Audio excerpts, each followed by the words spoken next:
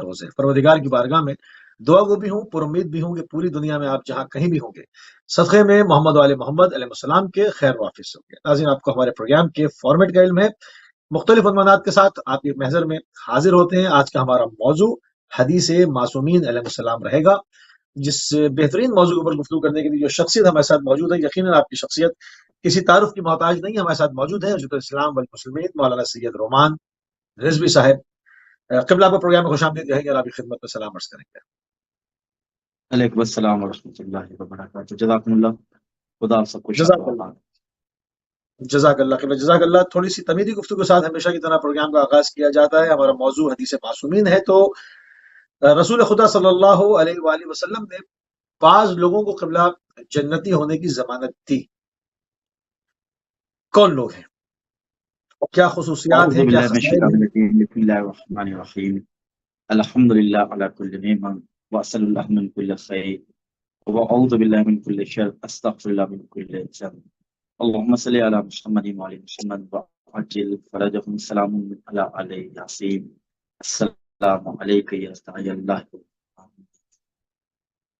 खुदावंद करीम की बारगाह में शुक्रिया अदा करते हैं कि उसने एक दफ़ा फिर ये शरफ अता किया कि मोहम्मद वाले मोहम्मद अलैहिस्सलाम की अहादीस की गुफ्तगू के ज़ैल में पैगम्बर अकरम हज़रत मोहम्मद मुस्तफ़ा सल्लल्लाहु अलैहि वसल्लम और उनके अहले बैत अलैहिस्सलाम के अक़वाल की रोशनी में चंद बातें तमाम नाज़रीन की खिदमत में अर्ज़ करना चाहते हैं। और अल्लाह ने हम सबको ये सआदत अता की कि हम मोहम्मद वाले मोहम्मद अलैहिस्सलाम की विलायत अपने दिलों में रखते हैं और अहले बैत अलैहिस्सलाम से मोहब्बत करते हैं, उनकी इताअत करने की कोशिश करते हैं और उनके दुश्मनों से इज़हार बेज़ारी करते हैं। यकीन जाने मासूमीन अलैहिस्सलाम की जो हदीसें हैं, जो अक़वाल मासूमीन हैं, ये वो अक़वाल हैं, ये वो थॉट्स हैं, ये वो स्टेटमेंट्स हैं, ये वो जुमले हैं, ये वो अल्फाज हैं कि जिन अल्फाज को, जिन तहरीरों को, जिन थॉट्स को अगर हम अपनी ज़िंदगी के लिए अगर मशअल राह बनाना चाहें तो इससे बेहतर हमारी ज़िंदगी के लिए गाइडलाइन कोई और शय नहीं हो सकती। अहले बैत अलैहिस्सलाम की हदीस यानी ज़िंदगी की कामयाबी। अहले बैत अलैहिस्सलाम के अक़वाल यानी आखिरत की कामयाबी। अहले बैत अलैहिस्सलाम की गुफ्तगू यानी हमारी ज़िंदगी की खुशबू।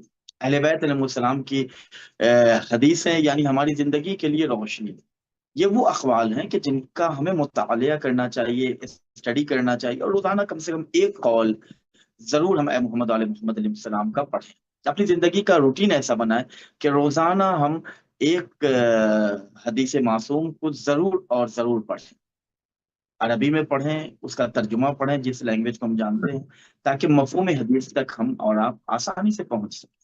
और ख़ुद रिवायतों में मिलता है, इमाम सादिक़ अलैहिस्सलाम की हदीस भी है कि हमारी हदीसों का मुतालिया किया करो, ये दिलों को तक़वियत अता करती है। हमारी हदीसें तुम्हारे दिलों को गुनाहों से पाक करेंगी, हमारी हदीसें तुम्हारे दिलों से बुग़्ज़ व हसद को दूर कर देती हैं, हमारी हदीसें तुम्हारी आँखों की रोशनी में इज़ाफ़े का सबब है, हमारी हदीसें जहाँ-जहाँ तक पहुँचेंगी वहाँ-वहाँ लोग मज़हब हक़्क़ा की तरफ खींचे हुए चले आएँगे। ये मासूमीन अलैहिस्सलाम ने बयान किया। आपका सवाल है कि जन्नत में कौन लोग हैं कि जिनको रसूलुल्लाह ने जिनकी ज़मानत ली है कि वो जन्नत में जाएँगे। और तमाम आलम इस्लाम, तमाम उम्मत मुस्लिमा का, तमाम मुसलमानों का यही ज़ोर है कि हम किसी न किसी तरीके से जन्नत में चले जाएँ, जन्नत में दाखिल हो जाएँ। और हर अमल मुसलमान का जन्नत की लालच में होता है। वो और हैं कि जिन्होंने ये कहा था कि ए मेरे अल्लाह, मैंने तेरी इबादत जहन्नम के खौफ से नहीं की, जन्नत के लालच में नहीं की, बल वजदतु अल्लाह अहल इबादत फअबदतुक, बल्कि मैंने तुझे लायक इबादत पाया, लिहाज़ा मैंने तेरा सजदा किया।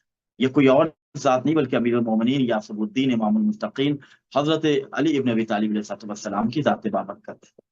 तो मासूमीन अलैहिस्सलाम की हदीस हमारे लिए मशअल राह। पैगम्बर अकरम ने चंद लोगों की ज़मानत ली है कि अगर ये लोग अगर मेरे इस कौल के मुताबिक रहें तो मैं उनके जन्नती होने की ज़मानत लेता। वो कौन लोग हैं? पैगम्बर अकरम सल्लल्लाहु अलैहि वसल्लम बयान करते हैं। किताब का नाम है अल-ख़िसाल। शेख सदुक़ अल-रहमान ने इस हदीस को नक़ल किया है। वो बयान करते हैं कि पैगम्बर अकरम ने बयान किया कि 6 ख़सलतें अख्तियार करो, यानी अपने अंदर 6 क्वालिटीज़ पैदा करो। اپنے اندر 6 صفات پیدا کرو، اپنے اندر 6 ایسی چیزوں کو پیدا کرو کہ جن کا میں ذکر کر رہا ہوں، اگر ان چیزوں کو تم نے اپنے وجود میں شامل کر لیا، اگر ان چیزوں کے تم مالک ہو گئے، تو میں تمہارے جنت میں جانے کی ضمانت لیتا ہوں۔ یعنی جنت کی قیمت اگر تم ادا کرنا چاہتے ہو تو ان 6 خصلتوں کے مالک بن جاؤ۔ پیغمبر اکرم نے بیان کیا کہ میں تمہیں جنت میں بھیج دوں گا، تمہارے جنت میں جانے کی میں ضمانت۔ پہلی چیز پیغمبر نے جو بیان کیا کہ جھوٹی خبر نہ دو، یعنی تم سچ بولو، سچائی کے ساتھ ہمیشہ رہو۔ قرآن مجید کی آیت بھی ہے، یا ایھا الذین آمنوا اتقوا اللہ، اللہ کا تقوی اختیار کرو، وکونوا مع الصادقین، اور سچوں کے ساتھ ہو جاؤ۔ تو قرآن نے بھی ہمیں سچ کا درس دیا ہے۔ پیغمبر نے کہا کہ اگر جھوٹی خبر نہیں دو گے، اس کا مطلب کیا ہوا؟ مفہوم حدیث یہ ہے کہ سچ بولو، ہر مقام پہ سچ بولو، تہ خنجر بھی جاؤ تو سچ بولو، نوک نیزہ کی بلندی پہ بھی جاؤ تو سچ بولو۔ سچ بولو، اگر سبحان سچ کے اللہ۔ ساتھ رہو گے تو میں تمہارے جنت میں جانے کی ضمانت لیتا ہوں۔ دوسری خصلت، دوسری صفت پیغمبر نے جو بیان کی وہ یہ کہ وعدہ خلافی نہ کرو، یعنی جو تم وعدہ کر رہے ہو اس وعدے کی وفا کرو۔ جو کام نہیں ہو سکتا پہلے ہی تم سوری کہہ لو، ایکسکیوز کر لو، معذرت کر لو، لیکن اگر کسی سے وعدہ کر رہے ہو تو وعدے کو پورا پورا کرو۔ قرآن مجید نے بھی ہمیں حکم دیا، بسم اللہ الرحمن الرحیم، وَأَوْفُوا بِالْعَهْدِ إِنَّ الْعَهْدَ كَانَ مَسْئُولًا، یعنی تم اگر وعدہ کرو تو اسے پورا کرو، اس کے بارے میں تم سے سوال کیا جائے۔ تو پیغمبر نے کہا کہ وعدہ خلافی اگر نہیں کرو گے، یعنی وعدے کی وفا کرو گے، تو تمہارے جنت میں جانے کی ضمانت میں نہیں لیتا ہوں۔ تیسری چیز، تیسری خصلت، امانت میں خیانت نہ کرو، یعنی تم اگر امین بن جاؤ، امانت دار بن جاؤ، تو تمہارے جنت میں جانے کی ضمانت میری ہے۔ میں گارنٹی دیتا ہوں کہ تم داخل جنت۔ اگر کسی نے ہمارے پاس کوئی چیز امانت رکھی تو اس میں ہمیں خیانت نہیں کرنا چاہیے۔ ہماری سوسائٹی کا سب سے بڑا المیہ یہ ہے کہ ہم کچھ چیزوں کو کچھ چیزوں میں محدود کر دیتے ہیں۔ مثلا امانت کا لفظ جیسے ہی آتا ہے تو ہم یہ سمجھتے ہیں کہ کسی نے ہمارے پاس پیسے رکھے ہیں، یہی امانت، کسی نے ہمارے پاس ڈالر رکھا ہے، یہی امانت، جبکہ امانت کا مفہوم بہت وسیع ہے۔ احادیث معصومین علیہ السلام کی روشنی میں کہ اگر کسی نے ہمارے ساتھ کوئی اپنی گفتگو، اپنے راز کو بھی شیئر کیا اور کہا کہ دیکھیے اسے کسی اور سے بیان نہ کیجیے گا، تو پھر یہاں پہ اس امانت کی بھی ہمیں حفاظت کرنی ہے، کسی اور سے شیئر نہیں کریں گے۔ لیکن ہوتا ہمارے یہاں کیا، ہماری سوسائٹی میں، کہ ہم تیسرے سے بیان کرتے یہ کہتے ہوئے کہ دیکھیے اس نے مجھ سے ایک بیان کیا تھا، بس آپ سے میں شیئر کر رہا ہوں، آپ سے بیان کروں، آپ کسی اور کو نہ کہیے گا۔ یہ نہ کہتے کہتے پورا معاشرہ سن لیتا ہے۔ تو پیغمبر نے کہا کہ امانت میں خیانت مت کرو، میں تمہارے جنت میں جانے کی ضمانت لیتا ہوں۔ اس کے پیغمبر نے کہا کہ آنکھیں بند رکھو، یعنی آنکھیں بند رکھو کا کیا مطلب ہے؟ آنکھیں بند رکھو کا مطلب یہ ہے کہ ایسی چیزیں کہ جن کے اوپر تمہاری نظر نہیں جانی چاہیے، ان چیزوں سے اپنی آنکھوں کو محفوظ رکھ۔ قرآن مجید کی آیتوں نے بھی اس بات کی نشاندہی کی ہے کہ جو چیزیں تمہارے لیے حلال نہیں، ان چیزوں سے اپنی نگاہ کو موڑ لو، اپنی نگاہ کو پھیر لو۔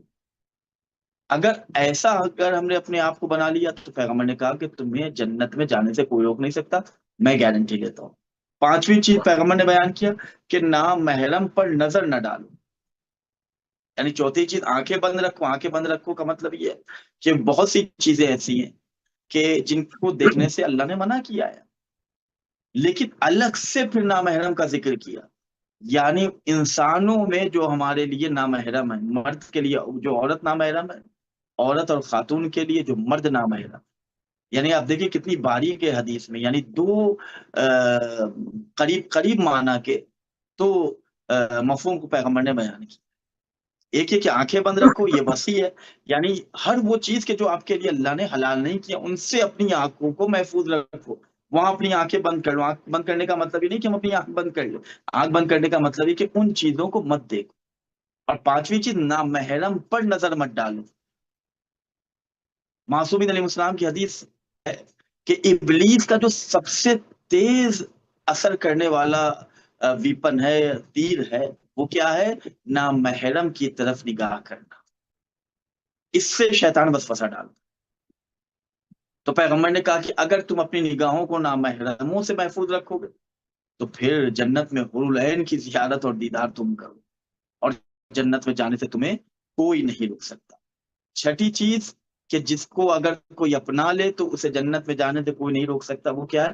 لوگوں کو تکلیف نہ پہنچاؤ، لوگوں کو ایذا نہ پہنچاؤ، لوگوں کو ستاؤ مت، لوگوں کو پریشان مت کرو، لوگوں کا خیال کرو، لوگوں کی عزت کرو، لوگوں کا ادب کرو، لوگوں کا احترام کرو، بجائے اس کے کہ تم دوسروں کے عیوب کو دیکھ رہے ہو اپنے عیوب پر نظر ڈال۔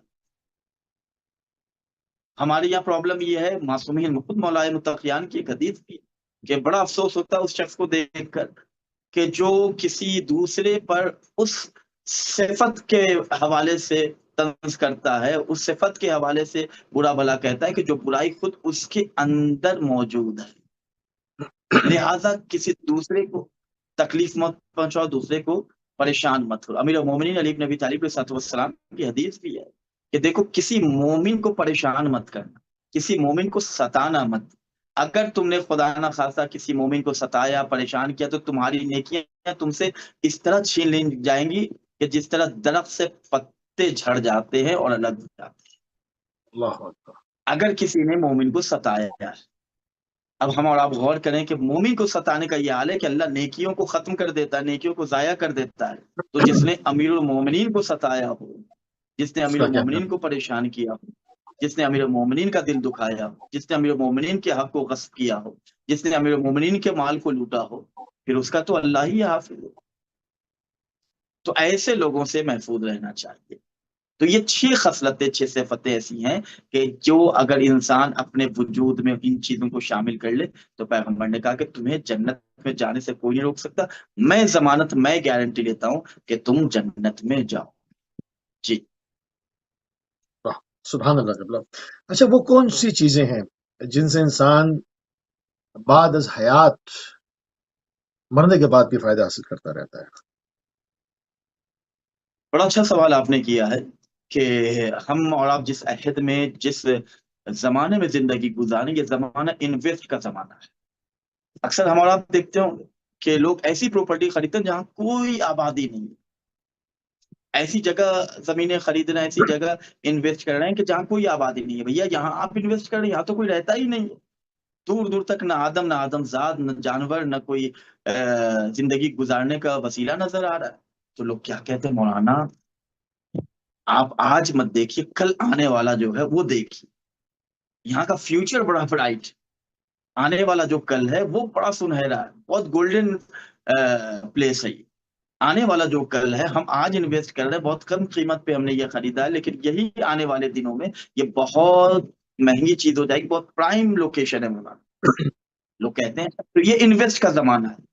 بڑا اچھا سوال آپ نے کیا ہے۔ تو پیغمبر نے بھی بیان کیا، شیخ صدوق علیہ الرحمٰن نے کتاب خصال میں بیان کیا کہ صادق آل محمد حضرت امام جعفر صادق علیہ السلام نے بیان کیا ہے کہ 6 چیزوں سے انسان مرنے کے بعد بھی فائدہ حاصل کرتا ہے۔ فائدہ حاصل اللہ کرتا اللہ کا ہمیں شکریہ ادا کرنا چاہیے، محمد علیہ محمد علیہ السلام کی بارگاہ میں ہمیں سلام کرنا چاہیے کہ انہوں نے ہمیں ایسی تعلیم دی ہے کہ ہم مرنے کے بعد بھی لاوارث نہیں ہیں، اور مرنے کے بعد اور مرنے سے پہلے کا جو زندگی کا ڈیوریشن ہے، ان دونوں ڈیوریشن میں اگر ہم نے اپنے آپ کو سجا لیا تو نہ مرنے سے پہلے ہم پریشان ہوں گے، نہ مرنے کے بعد ہم پریشان ہوں گے۔ ہر جگہ انویسٹ اگر کرنا ہے تو اس طریقے سے ہم انویسٹ کریں۔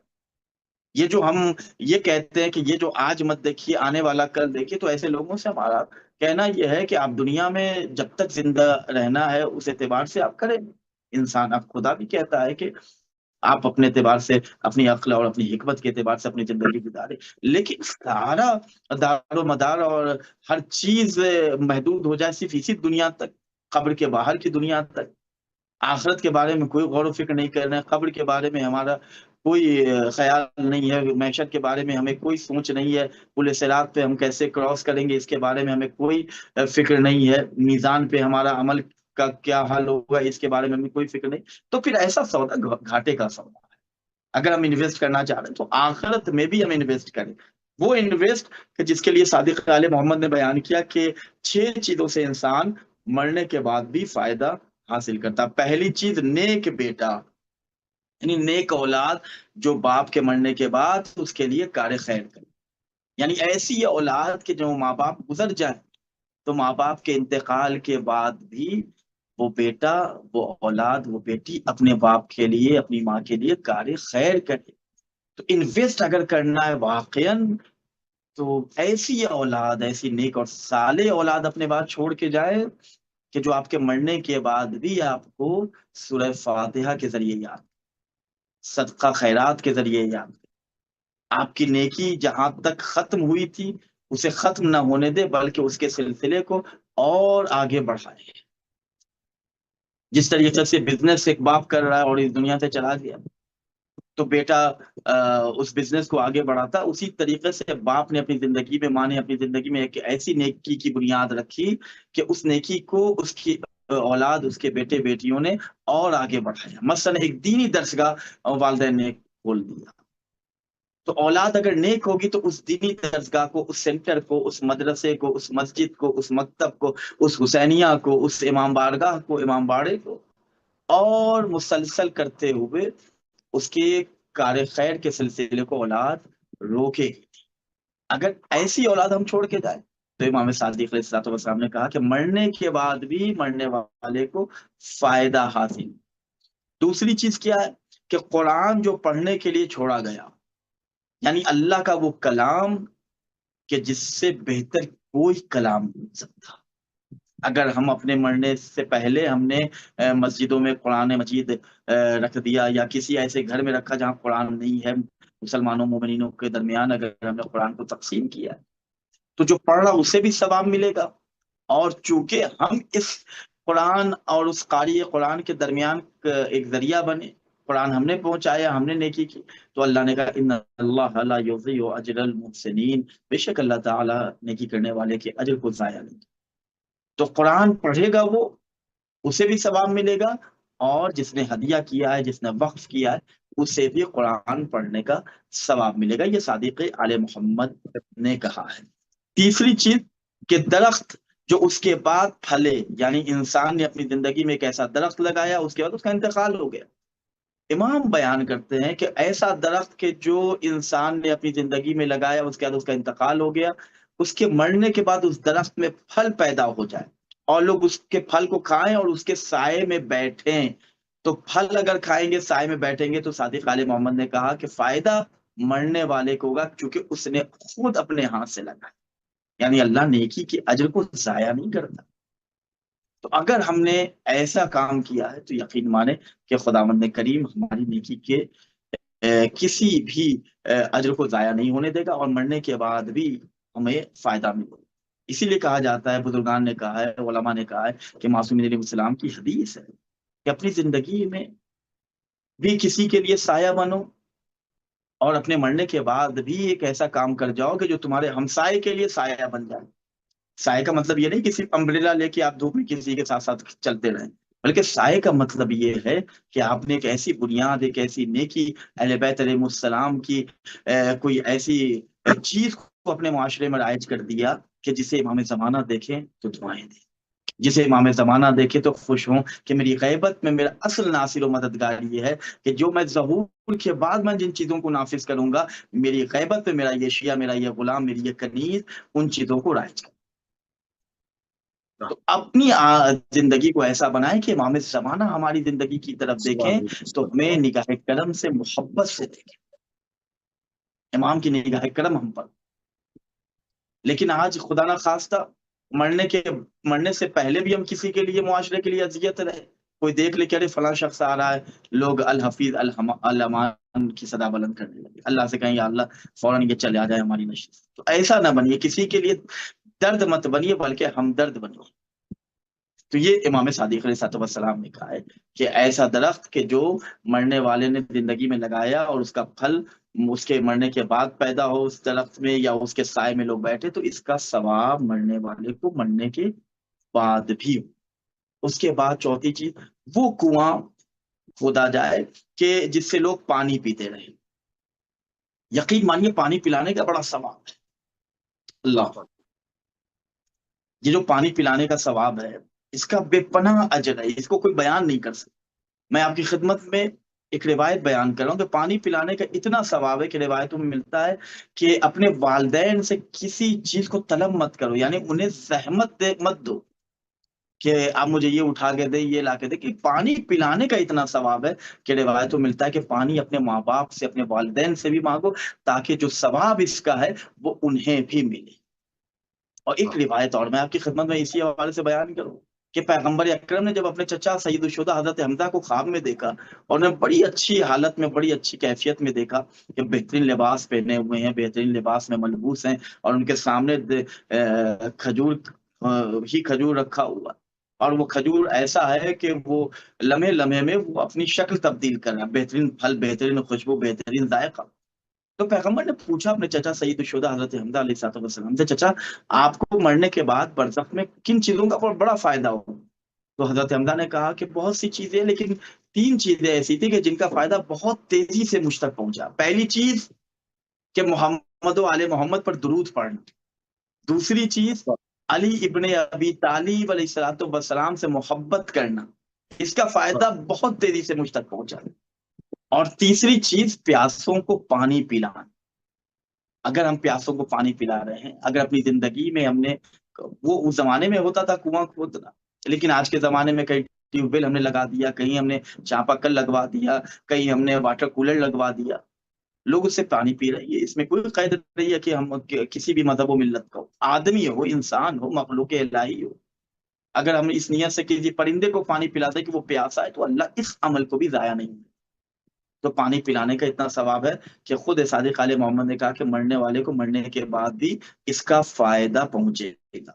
اس کا چھٹی چیز کہ کوئی بہتر طریقہ ایجاد کیا جائے کہ لوگ اس پر عمل کریں، یعنی امام صادق علیہ السلام نے بیان کیا کہ اپنی زندگی میں ایک ایسی سنت قائم کر کے جاؤ، ایک ایسی چیز پیدا کر کے جاؤ، ایک ایسا معاشرہ بنا کے جاؤ، ایک ایسا ماحول اپنے معاشرے میں بنا کے جاؤ کہ تمہارے مرنے کے بعد بھی وہ چیز جاری و ساری رہے، لوگ اس پر عمل کریں۔ مثلا ہم نے دیکھا کہ ہمارے یہاں کوئی مکتب نہیں ہے، دینی تعلیم کا کوئی سلسلہ نہیں، ماشاءاللہ مومنین کی اچھی خاصی تعداد ہے۔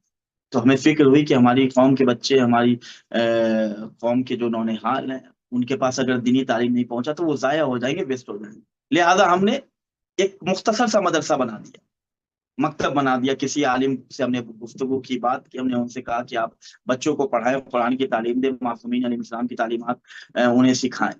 تو امام صادق علیہ السلام نے بیان کیا کہ کوئی ایسا طریقہ آپ ایجاد کر کے جائیں کہ آپ کے مرنے کے بعد بھی لوگ اس پر عمل کریں، آپ کو مرنے کے بعد بھی ثواب ملتا رہے۔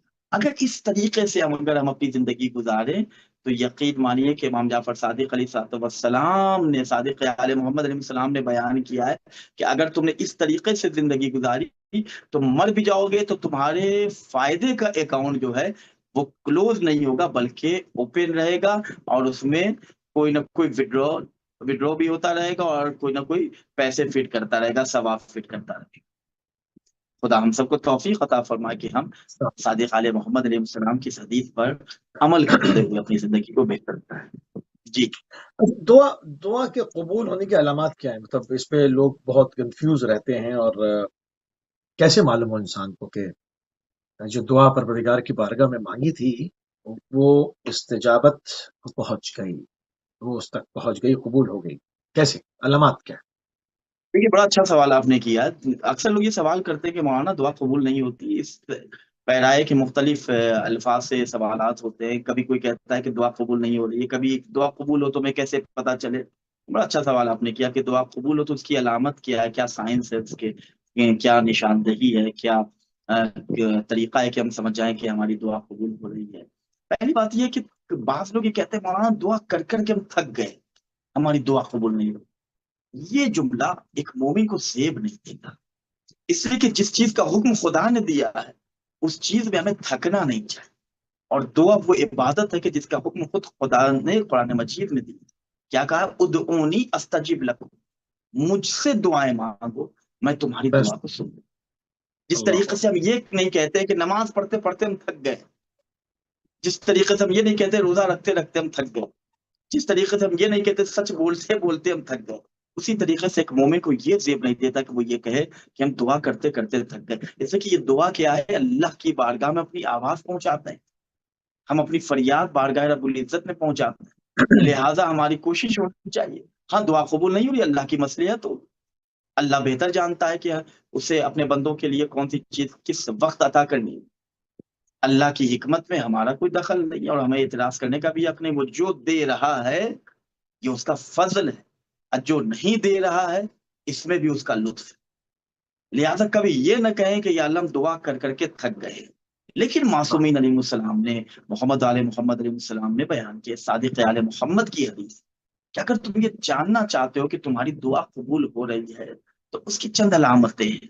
بہت غور سے ہمارے ناظرین سنو. کیا کہا امام صادق نے کہ جب تمہارے بدن پر رونگٹے کھڑے ہو جائیں، یعنی خوف خدا سے تمہارا بدن لرزنے لگے. کبھی کہتے ہیں نا ہمارے لوگ معاشرے میں، لوگ کہتے ہیں مولانا دیکھیے دیکھیے یہ رونگٹے کھڑے ہو گئے، ہم وہ بات بیان کریں آپ سے.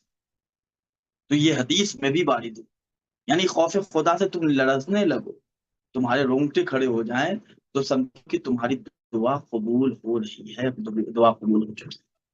اس کے بعد پیغمبر نے بیان کیا، صادق علیہ محمد عرض کرتے ہیں کہ میرے جد نے بیان کیا کہ اگر آنکھوں سے آنسو جاری ہونے لگے، یعنی ہم دعا کر رہے ہیں اور آنکھوں سے آنسو جاری ہونے لگے، خوف خدا میں، یاد خدا میں، عشق خدا میں، محبت خدا میں اگر ہماری آنکھ میں آنسو آ جائیں تو امام صادق علیہ السلام ارشاد فرماتے ہیں کہ جان لو، مان لو کہ تمہاری دعا. یہ وہ علامت ہے کہ جس کے ذریعے ایک بندہ پہچانتا ہے کہ اس کی دعا قبول. اس کے بعد امام صادق علیہ السلام نے بیان کیا کہ جب تمہارا دل نرم ہو جائے تو یاد رکھو کہ یہ لمحہ تمہاری قبولیت دعا کے لیے بہتر ہے.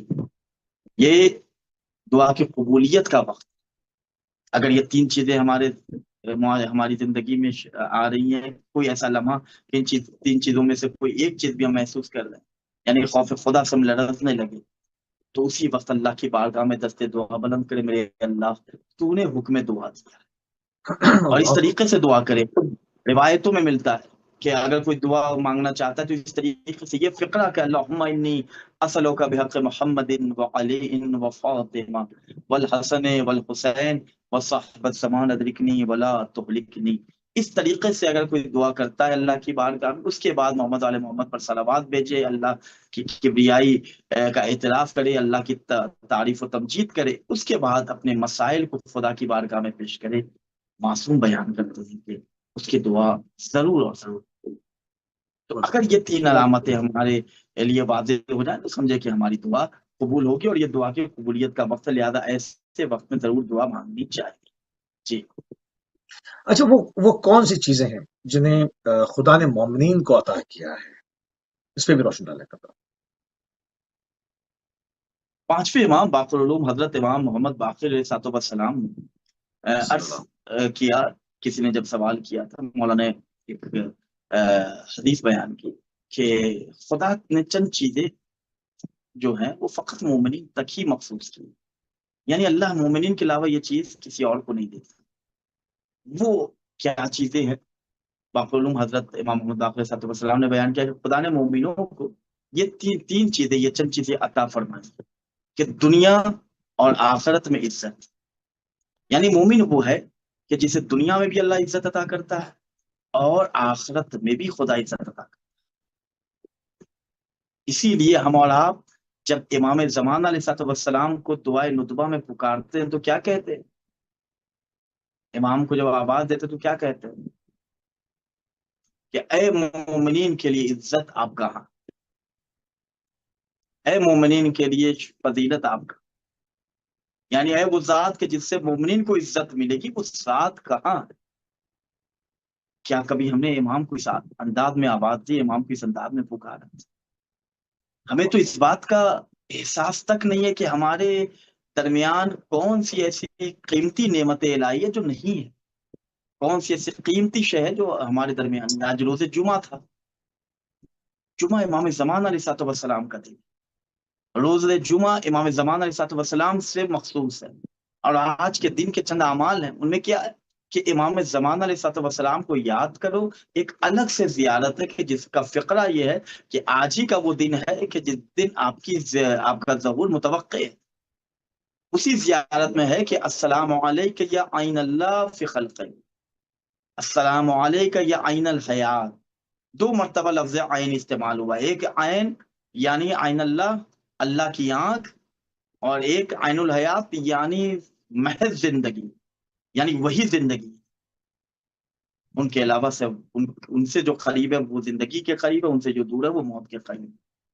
تو آج روز جمعہ تھا، آج کے دن ہمیں اعمال انجام دینے چاہیے، دعائے ندبہ پڑھنا چاہیے، زیارت آل یاسین پڑھنا چاہیے، امام زمان علیہ السلام کو آواز دینی چاہیے، امام کی حفاظت کے لیے صدقہ نکالنا چاہیے، 5 منٹ 10 منٹ جتنا ممکن ہو سکے تنہائی میں بیٹھ کے اپنے وقت کے امام سے گفتگو کرنا چاہیے، امام کی خدمت میں صلوات پڑھنا چاہیے۔ روایت ہے امام معصوم بیان کرتے ہیں جو روز جمعہ نماز فجر اور نماز ظہر کے بعد اللہم صلی علی محمد وآل محمد وعجل فرجہم کہتا ہے، وہ ایسا ہے جیسے وہ امام زمانہ علیہ السلام کے خیمے میں زندگی گزار۔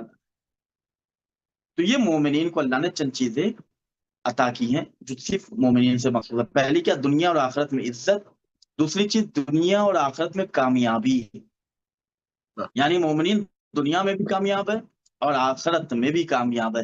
یہی سبب ہے کہ امیر المومنین سے رسول اللہ نے بیان کیا تھا، یا علی انت وشیتک هم الفائزون الی یوم القیامہ، اے میرے بھائی علی، اے میرے جانشین علی، اے میرے خلیفہ علی، اے میرے وصی برحق علی، آپ اور آپ کے شیعہ قیامت کے دن کامیاب۔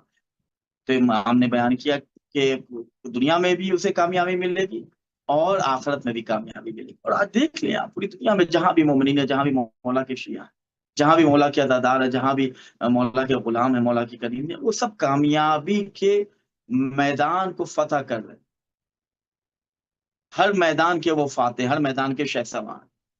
کیوں؟ اس لیے کہ پانچویں امام پہلے کہہ چکے ہیں کہ مومنین کو دنیا میں بھی کامیابی ملتی ہے اور آخرت میں بھی کامیابی۔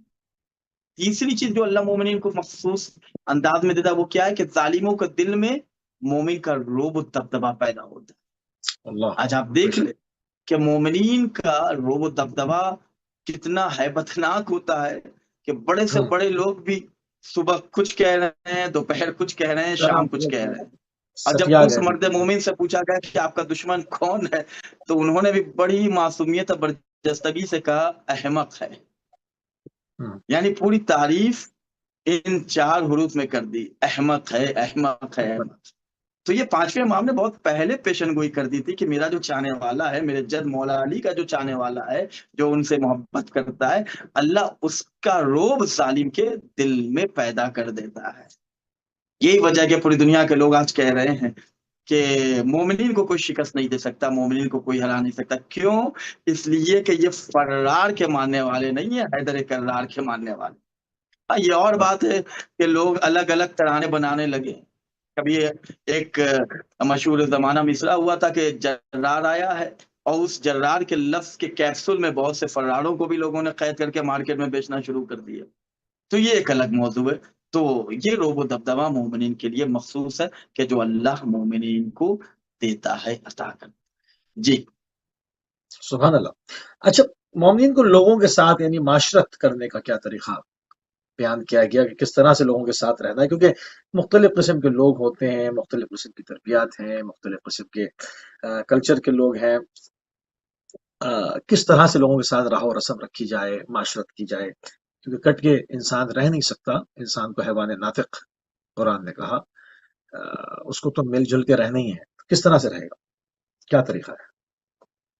دیکھیے، امیر مومنین نے اور دیگر ائمہ معصومین علیہ السلام نے، پیغمبر اکرم نے قرآن کی تعلیمات کو عام کیا اور بتایا ہے کہ تمہارا طرز زندگی کیسا ہونا چاہیے، تم ہنسو تو تمہارا تبسم کیسا ہونا چاہیے، یعنی صرف اور صرف زندہ رہنا کمال نہیں، زندگی کا گزارنا فقط کمال نہیں، کیسی زندگی تم گزارو۔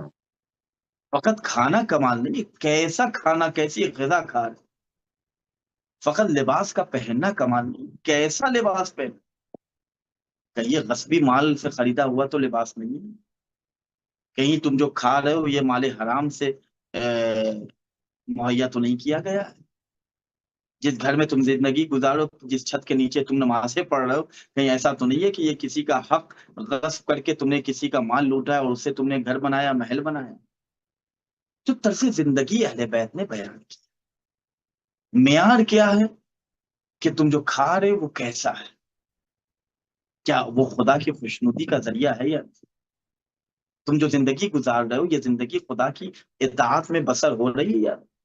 और या मशहूर नहीं। जमाना मौला का वो कौल कि जो माशाल्लाह आज हर पढ़ा लिखा आदमी जानता है, जो भी तारीख इस्लाम और तारीख मातूमीन अलैहिस्सलाम से वाकिफ है, वो इस हदीस को जानता है। मौला ने क्या कहा, मेरी औलाद, मेरी बेटो, अमीर मोमिन अली इब्न अबी तालिब सलाम का ये कहना, ये कौल, ये वसीयत है कि मेरी औलाद, मेरे बच्चों, मेरे तमाम बेटों, लोगों के साथ इस तरीके से, यानी लोगों के साथ अच्छी तरह से रहा करो, यानी जिनके साथ तुम जिंदगी गुजार रहे हो उनके साथ अच्छी तरीके से रहा करो। इस तरह रहो कि अगर तुम उनके दरमियान मौजूद ना हो तो वो तुमसे मिलने की तमन्ना करें, तुमसे मिलने के वाह, मुश्ताक हों, और जब तुम ना रहो तो वो तुम पर आंसू बहाएं, तुम्हें याद करके रोएं। वाह। यानी जब तुम उनके दरमियान हो, तुम जिंदा हो, तो लोग तुमसे मिलना चाहते हैं। जुल बलागा में ये कलमात फसाद के इब्तिदाई जुमले हैं कि अगर तुम जिंदा रहो तो लोग तुमसे मिलना चाहें, तर्ज जिंदगी ऐसा हो कि लोग तुमसे मिलने की तमन्ना करें। मनकबत नात गजल और तराना रोए, तुमको सब सुए अदन करके रवाना रोए। वाह, जिंदगी वो जो मुलाकात की ख्वाहिश जागे, और मर जाओ तो फिर तुमको जमाना रोए। हाँ, रोए। अल्लाह तो जिंदगी ऐसी हो कि जिंदगी वो जो मुलाकात की ख्वाहिश जागे।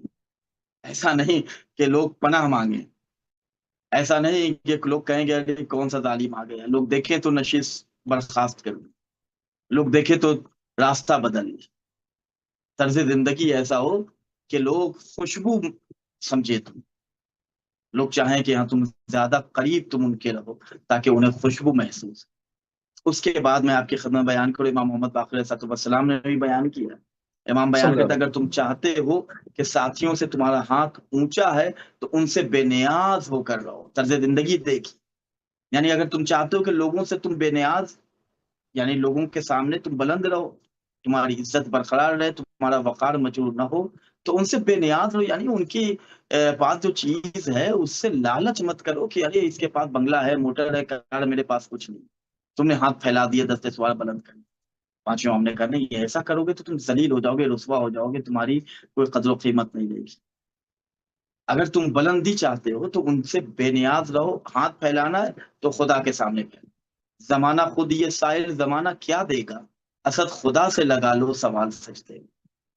हजरत लुकमान अलैहिस्सलाम ने भी अपने बेटों को नसीहत की थी। वो नसीहत क्या है कि मेरे बेटों, लोगों से दुश्मनी, झगड़ों पर, फितना फसाद पर कभी मत उतरना। यानी लोगों से दुश्मनी करने से परहेज करो, लड़ने झगड़ने से परहेज करो, वरना वो तुम्हारे दुश्मन बन जाए। यानी वाह, अगर वाह, जिंदगी गुजारना है तो मोहब्बतों के गुलिस्तान के दरमियान जिंदगी गुजार। फितना फसाद से बाज आ जाए, फितना फसाद लड़ाई झगड़े से बाज आ जाए, बल्कि मोहब्बतों के साथ रहे, वरना अगर लड़ाई झगड़े होंगे तो हजरत लुकमान ने कहा कि वो तुम्हारे दुश्मन बन जाएंगे। उसका दूसरा तर्ज जिंदगी कि उनको जलील न करना, वो तुम्हें, वरना वो तुम्हें तुम्हारे सीधे रास्ते से हटा देंगे। यानी दूसरों को कभी जलील करने की कोशिश मत करना, इसलिए कि तो इज्जो मंतशा व तो जिल्लो मंतशा, इज्जत देने वाली जात भी खुदा की है और जिल्लत देने वाली जात भी खुदा की। वही खुदा है जिसे चाहे वो फजीलत दे, जलील हो वाह। नहीं सकता वो जिसको इज्जत दे। तो ये खुदावंद करीम की जात। तो हजरत लुकमान ने कहा कि कभी किसी को जलील मत करना, वरना वो तुम्हें तुम्हारे सीधे रास्ते से हटा देंगे। बड़ा प्यारा जुमला है आगा भाई, ये जुमला बड़ी अजीब नसीहत है। हजरत लुकमान कहते हैं कि इतने मीठे भी न बनना कि वो तुमको निवाला बना ले। यानी इतने सुई भी मत बन जाना कि रसगुल्ला समझ के, गुलाब जामुन समझ के खा लें, डबल का मीठा समझ के खा लें। इतने मीठे भी मत बन जाना कि जब चाहे जो चाहे तुम्हें निवाला बना ले। और इतने कड़वे भी ना बनना कि वो तुमको थूक दे। دیکھیے یہ دو جملہ جو ہے پوری زندگی کا طرز ہے. یعنی اتنے میٹھے بھی مت بننا کہ جسے چاہے دیکھو تمہیں کھا رہا ہے، تمہیں اپنی گفتگو کا محور بنایا ہوا، مذاق بنایا، اور نہ اتنے کڑوے بننا کہ لوگ تمہیں تھوک دے. یعنی میانہ بیلنس طرز زندگی ایسا رکھو. اور یہ تو غیبت کا زمانہ ہے، ظہور سے پہلے کا زمانہ. اللہ کرے ہمارے وقت کے امام کے ظہور میں جلد از جلد خداوند کریم تعجیل فرمائے اور ہم سب کو امام کے لشکر میں شمار فرمائے. یہ جو زمانہ غیبت ہے اور آخری دور ہے، اس زمانے میں اقدار پامال ہو رہے ہیں، عزتیں لوٹی جا رہی ہیں، تہذیب اور تمدن کا گلا گھونٹا جا رہا ہے، بے حیائی بام عروج پر ہے، شرم اور حیا جو ہے یہ کہیں سسکتی ہوئی نظر آ رہی ہے. الفاظ وہ بزرگان کے مشورے، وہ ہمارے آبا و اجداد کی بنائی ہوئی روایتیں، وہ سب کے سب ختم ہوتی جا رہی ہیں نئے زمانے کی بھاگ دوڑ کی چکر. اس زمانے میں ہم اپنا طرز زندگی کیسا بن رہے ہیں؟ تو خود 11ویں امام حضرت امام حسن عسکری علیہ السلام نے بیان کیا کہ آخری دور میں دیکھ رہا ہوں کہ تمام کے تمام لوگ ہلاک ہو جائیں گے، ختم ہو جائیں گے. سائل نے کہا کہ مولا اگر سب ہلاک ہو جائیں گے تو پھر بچے گا کون؟ تو امام حسن عسکری علیہ السلام نے بیان کیا کہ اس زمانے میں کچھ لوگ ہیں کہ جو بچیں گے. وہ کیا ہے؟ امام نے بیان کیا کہ وہ کہ جو میرے فرزند، میرے بیٹے قائم کی ولایت کے ساتھ ساتھ ان کی تعلیمات پر بھی عمل کرتے.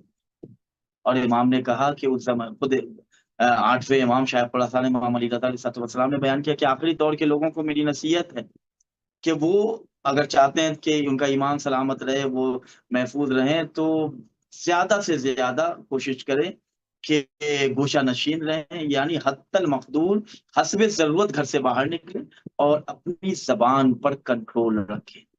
کوئی ایسی گفتگو نہ کریں کہ جس سے معاشرے میں فتنہ برپا ہو جائے، کوئی ایسی بات نہ کریں کہ جس سے فساد برپا ہو جائے، بلکہ گفتگو کریں تو خدا کی خوشنودی کے لیے، محمد والے محمد علیہ السلام کی خوشنودی. تو یہ وہ چیزیں ہیں، یہ وہ طرز زندگی ہے کہ جس کی تعلیم اہل بیت علیہ السلام نے ہمیں اور آپ کو دی ہے کہ اس طریقے سے زندگی گزارو تو تم جب زندہ رہو گے تو لوگ ملنے کی تمنا رکھیں گے، مر جاؤ گے تو لوگ تمہیں یاد کر کے آنسو بہائیں گے، سورہ فاتحہ پڑھیں گے ایصال ثواب کا. جزاکم اللہ. مولا ہماری اس کاوش کو اور خدا ہم سب اچھا، کی ایک اس چیز، خدمت کو قبول انسان کی فرمائے. ٹوٹل جو فضیلت ہے وہ کن چیزوں میں دیکھتے ہیں؟ اس میں تھوڑی سی مزید تھوڑی سی گفتگو اس پر فرما دیں. جی، بڑا اچھا سوال کیا ہے. یہ سوال اسی سوال سے مربوط ہے، طرز زندگی انسان کا کس انداز میں ہونا چاہیے. خود حضرت علی بن ابی طالب علیہ السلام نے بحال عنوان میں اس روایت کو بیان کیا ہے کہ انسان کی فضیلت ان 4 چیزوں میں ہے. اگر یہ 4 چیزیں ہیں انسان کے پاس تو وہ فضیلت یافتہ ہے، فضیلت ماں. پہلی چیز حکمت و علم. اگر انسان کے پاس حکمت و علم ہے تو اس کا مطلب اس کے پاس فضیلت ہے. اور حکمت و علم اس کا دار و مدار غور و فکر پر ہے اور مطالعہ پر ہے، اسٹڈی پر ہے، پڑھنے پر ہے، علم و ادب سے ہے. اگر ہم چاہتے ہیں کہ ہمارے پاس علم بھی رہے، ہمارے پاس حکمت بھی ہو، تو ہم پڑھائی کریں، کتب بینی کریں، کتابوں کی اوراق کی ورق گردانی کریں، مفاہیم کے سمندر میں غوطہ ہو کر ہم معصومین علیہ السلام کی ان حدیثوں کے معانی کے موتی کو لے کر باہر آئیں کہ جس کو اگر ہم محشر کے میدان میں بھی بیچیں تو جنت میں کم سے کم ایک آدھ شہر ہمیں مل جائے. تو یہ مولا کائنات نے کہا کہ پہلی فضیلت انسان کو کب ملتی ہے؟ کہ جب وہ علم و حکمت سے اپنے وجود کو زینت دیتا ہے. دوسری چیز عفت، پاکیزگی، باحیا ہونا، اپنی عصمت، اپنی عزت کا خیال کرنا. اگر یہ چیز ہے تو انسان فضیلت مآب فضیلت کے ساتھ ہے. عفت کسے کہتے ہیں؟ اس کا دار و مدار ایسا ہو، یعنی عفت کب ہمیں حاصل ہو؟ جب ہم خواہشات پر مکمل طور پہ کنٹرول کر لیں. اگر ہم خواہشات پہ کنٹرول کر لیں تو ہم عفت کے ساتھ زندگی گزاریں گے، اور عفت اگر ہے تو فضیلت بھی ہمارے پاس ہے. قوت اور طاقت. اگر جس کے پاس قوت و طاقت ہے، اس کا مطلب کیا ہے؟ اس کا مطلب یہ ہے کہ اس کا معیار غصے پر قابو پا لینا ہے.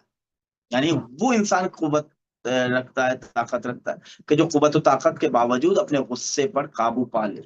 اگر ایسا ہے تو پھر انسان کے پاس فضیلت ہے. اس کی چوتھی چیز مولا متقی نے بیان کیا کہ عدل. اس کا دار و مدار اپنی نفسانی قوتوں اور خواہشوں کو حد اعتدال کے اندر رکھنے پر ہے. یعنی عدل کا مطلب یہ ہے کہ جہاں ہمیں قدم بڑھانا ہے وہاں قدم بڑھائیں، جہاں قدم روکنا ہے وہاں قدم روکیں، جہاں بیٹھنا ہے وہاں بیٹھیں، جہاں کھڑا ہونا ہے وہاں میں کھڑا۔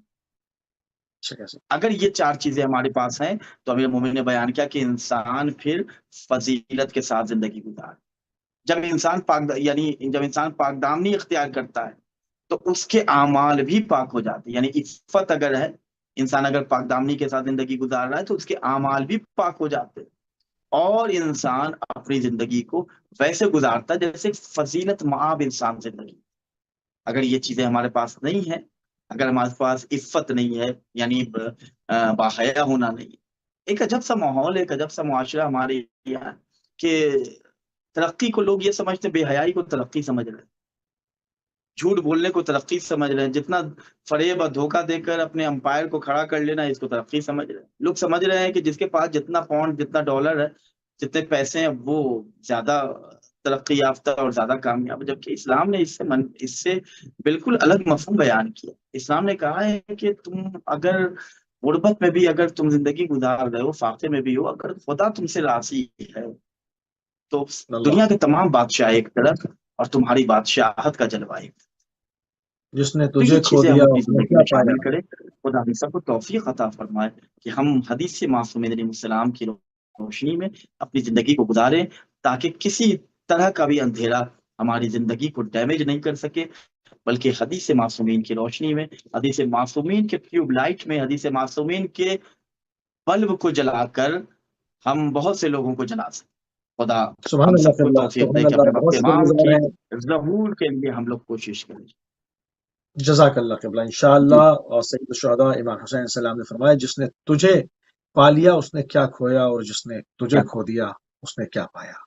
اسی کے ساتھ مزید اپنے پروگرام کو اختتام کی طرف لے کر آگے بڑھیں گے، اور ہم انتہائی مشکور ہیں، ممنون ہیں جناب حجت الاسلام والمسلمین مولانا سید رومان رضوی صاحب کے، کہ آپ نے ایک مرتبہ پھر اپنا قیمتی ٹائم اہل بیت ٹی وی کو دیا۔ ہمارا پروگرام حدیث معصومین